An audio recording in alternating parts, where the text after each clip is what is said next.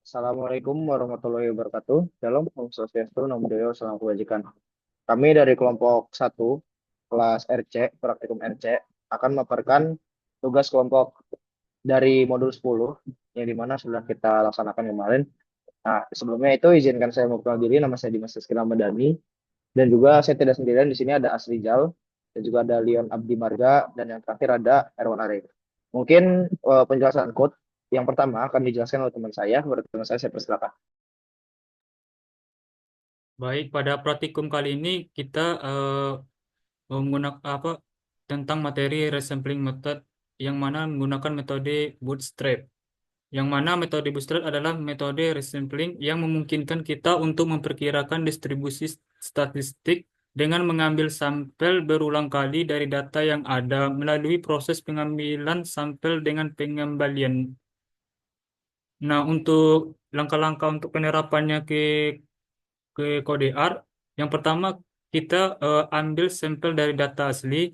Selanjutnya, hitung statistik yang diketahui, misalnya rata-rata, median, dan standar deviasi. Selanjutnya, ulangi proses satu dan 2 sebanyak N. Yang keempat, analisis distribusi statistik.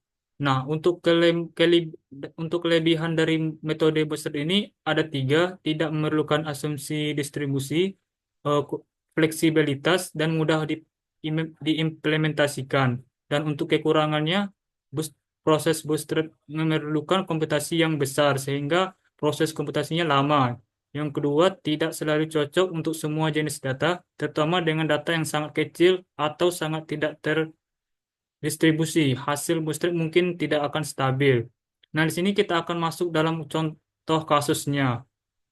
Misalkan kita memiliki dataset yang berisi nilai-nilai pengukuran suhu dalam derajat Celcius dari 10 lokasi, yang mana ada 10 data yang dalam derajat Celcius, data 22,5 Celcius hingga 22,8 derajat Celcius.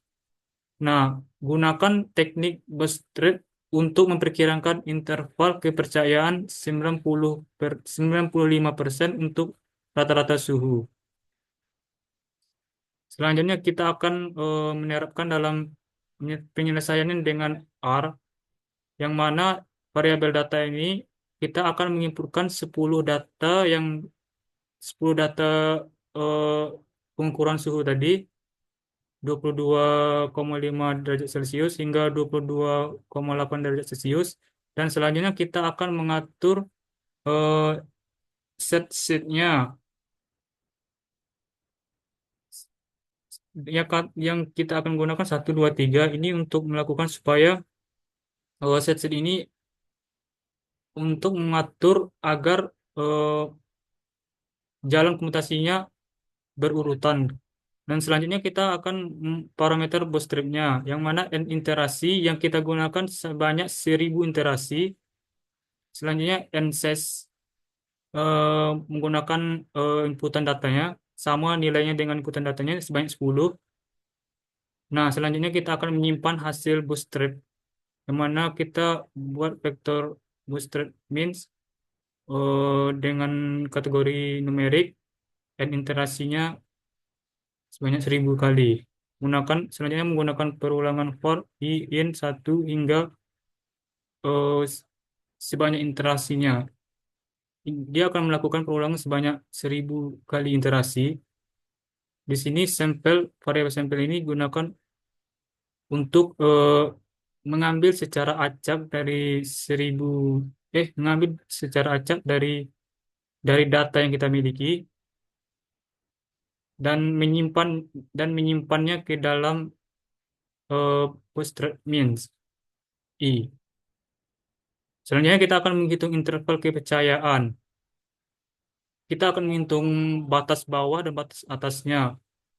Batas bawahnya kuartil Boströmin yang akan kita gunakan yaitu 2,5%, dan untuk batas atasnya sebanyak 97,5%. Dan kita akan melihat berapa hasil dari rata-rata data asli dan berapa hasil dari interval kepercayaan 95% untuk rata-ratanya. Nah, didapatkan hasil rata-rata data aslinya sebanyak 22,72. Ini dalam bentuk derajat Celcius. Berarti data-data rata-rata yang didapatkan itu 22,72 derajat Celcius dari semua data inputan. Nah, hasil dari interval kepercayaan dari 95% untuk rata-ratanya menghasilkan 22,28 dan 23,14. Untuk contoh kasus kedua akan dilanjutkan oleh teman saya. Oke, selanjutnya kita akan masuk ke contoh kasus 2 di mana di sini terdapat dataset yang berisi hasil tes matematika dasar dari 7 mahasiswa di mana nilainya adalah 75, 80, 85, 90, 88, 92, dan 86. Di sini kita akan menggunakan teknik bootstrap untuk memperkirakan interval kepercayaan 95% untuk variasi hasil tesnya. Oke, langsung masuk ke kodenya di mana kita akan mendeklarasikan datanya dulu. Di sini menggunakan fungsi C ya. Lalu masukkan datanya tadi. Kemudian lanjut kita akan mengatur seed untuk generator angka acaknya, di mana kita set menjadi 1, 2, 3. Lanjut, kemudian kita eh, membuat parameternya dulu ya, parameter bootstrapnya di mana iterasinya itu ada 1000 iterasi dan n size-nya adalah length datanya. Lanjut, selanjutnya kita membuat vektor bootstrap variance yang terdiri dari elemen 0 dengan panjang n iterasi. Di mana di sini kita menggunakan fungsi numerik yang akan menghasilkan vektor numerik yang diisi dengan nilai 0. Dan vektor ini digunakan untuk menyimpan hasil variasi dari setiap iterasi bootstrapnya nanti. Lanjut, di sini kita akan memulai sebuah ulangan for untuk iterasi sebanyak 1000 kali, di mana setiap iterasi akan melakukan proses sampling, bootstrap, dan menghitung variasi dari sampel tersebut. Kemudian, eh, di sini kita membuat sampel bootstrap dari data aslinya, di mana fungsi sampel digunakan untuk memilih elemen dari vektor data secara acak, lalu size and size menentukan ukuran sampel yang sama dengan panjang data asli, lalu replace sama dengan true yang memungkinkan pengambilan sampel dengan pengembalian sehingga elemen yang sama dapat terpilih lebih acak. Selanjutnya kita menghitung variansi dari sampel bootstrap yang dihasilkan pada iterasi ke i dan menyimpannya dalam vektor bootstrap. Di mana di sini kita menggunakan fungsi var yang digunakan untuk menghitung variansi dari sampel yang hasilnya disimpan di posisi ke i dari vektor bootstrap variance. Oke, selanjutnya akan dilanjutkan oleh teman saya. Oke, di sini pada dilanjut ini di sini kita akan menghitung interval kepercayaan pada dat, apa batas atas dan batas bawah. Nah, sini pada batas atas itu terdapat 0,5% dan 97,95% dari distribusi bootstrap untuk menentukan interval kepercayaan. Lalu pada pada pada pada output hasil itu kita akan memvariasikan hasil data dan kita akan mengintervalkan kepercayaan 95% untuk variasi dan pada 97,5%. Lalu kita akan lihat hasil variasinya pada data hasilnya dapat 34,81 dan interval kepercayaan 95% untuk variasi itu dapat 5,00 dan 57,57. Oke.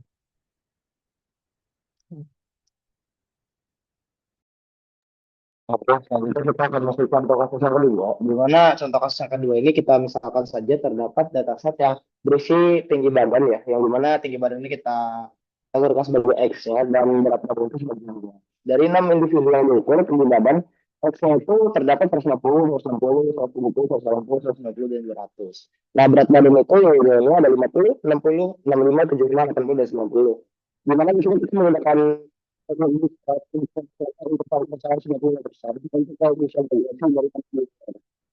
ini sama dengan itu kita kali nah,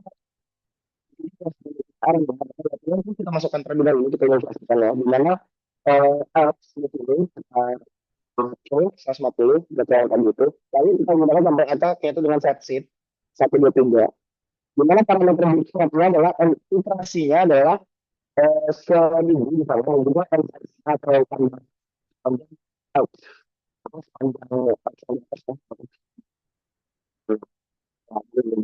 panjang bagaimana bisa dengan menarik kualitasnya ini di dalam itu ada iterasi. Yang dimana iterasi tadi sudah kita ketahui adalah 1000 iterasi.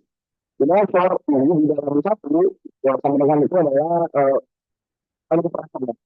Ini kita ukur indikator contohnya adalah satu menggunakan sama dengan portfolio gitu. Di mana Excel sama dengan contoh yang jauh dari itu dalam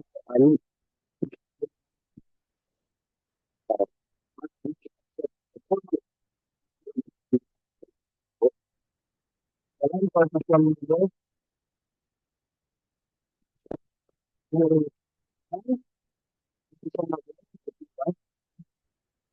lakukan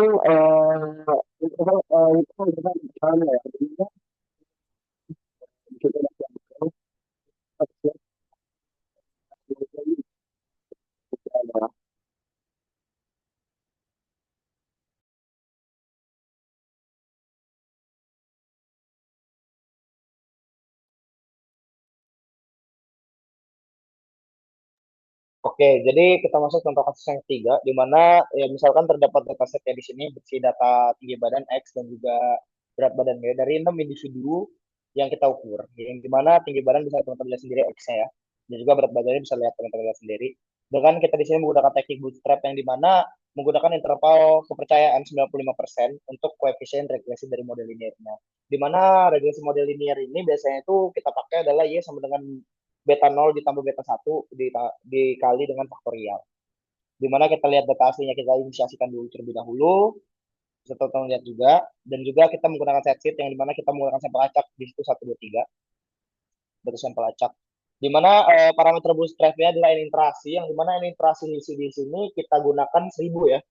Parameternya juga n size-nya sepanjang length-nya itu sepanjang X.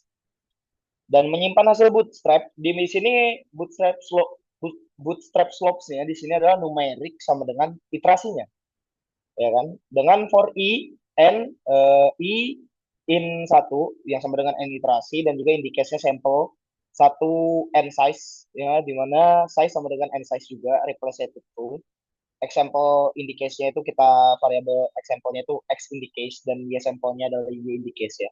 Dengan modelnya di mana sini LM dengan y sampel dan example dan bootstrap slopes-nya itu indeks I ya di situ dan koefisiennya adalah model 2 di sana ya. I-nya itu 2, koefisien model. Di mana kita menghitung interval kepercayaannya. Di sini ada lower bound, di mana lower bound-nya itu adalah kuantil bootstrap slopes 0,025 dan upper bound-nya yaitu kuantil upper bound-nya di atasnya yaitu dengan bootstrap slopes 0,975. Dimana kalau kita cetak ya di sini kita cetak di sini print koefisien regresi data asli ya di sini koefisien LM YX2 dan juga print interval kepercayaan 95 untuk koefisien regresinya dan lower bound maupun upper bound-nya. Di sini kita lihat saja ada koefisien regresi data aslinya yaitu 0,77 dan juga interval kepercayaannya 95% untuk koefisien regresinya. Di mana dapat kita ambil lah ya sebuah kesimpulan bahwasanya kalau kita lihat dengan dari tadi kita menjelaskan dari teman-teman saya menjelaskan tentang teknik bootstrap ini, biasanya teknik bootstrap ini sering digunakan untuk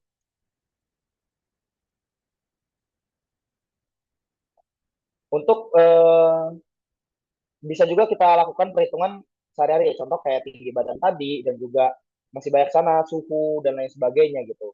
Maka dari itu dari teknik bootstrap ini kita bisa melihat gitu dan juga kita bisa mengembalikan suatu sampel-sampel yang sudah mengembalikan suatu sampel yang memang itu tadinya sudah ada, cuman itu bisa dikembalikan lagi. Beda halnya dengan jackknife yang sebelumnya, yang dimana dia tidak bisa mengembalikan nilainya atau datanya. Maka dari itu di sini kita bisa menyimpulkan bahwasanya teknik bootstrap ini bisa kalian gunakan lah untuk seharian. Di mana ya dalam statistik biasanya merujuk pada metode sampling gitu. Biasanya memperkirakan distribusi sampling dari suatu statistik. Ya biasanya juga dipakai juga untuk kehidupan sehari-hari kayak pengambilan keputusan dan resampling, evaluasi proyek, analisis keuangan pribadi maupun evaluasi sebuah produk.